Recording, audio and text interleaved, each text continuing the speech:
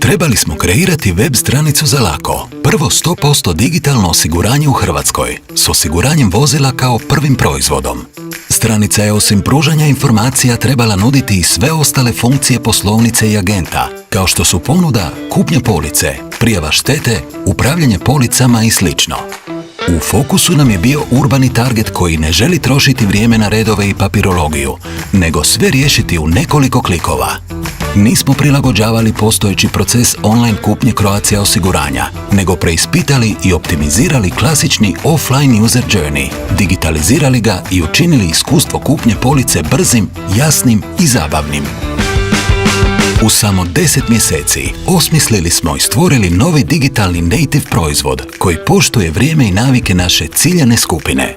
Uz obvezno, prvi smo omogućili potpuno digitalnu kupovinu kasko osiguranja.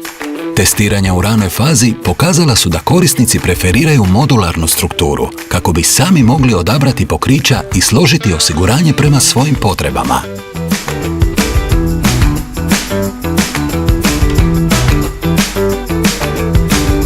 Osim procesa kupnje, pojednostavnili smo i komunikaciju.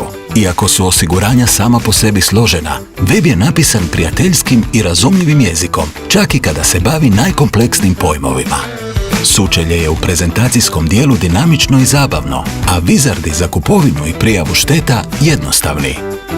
Zahvaljujući webu, korisnici su jasno prepoznali vrijednost Lako osiguranja, pa ni rezultati nisu izostali. Prodajni cilj za 2020. premašen je za 50% u samo mjesec i pol dana od lansiranja. U recenzijama medija Lako je proglašen tek inovacijom 2020. godine, a Croatia osiguranje smještena je među kompanije early adoptere. Gotovo svi KPI-evi su premašeni.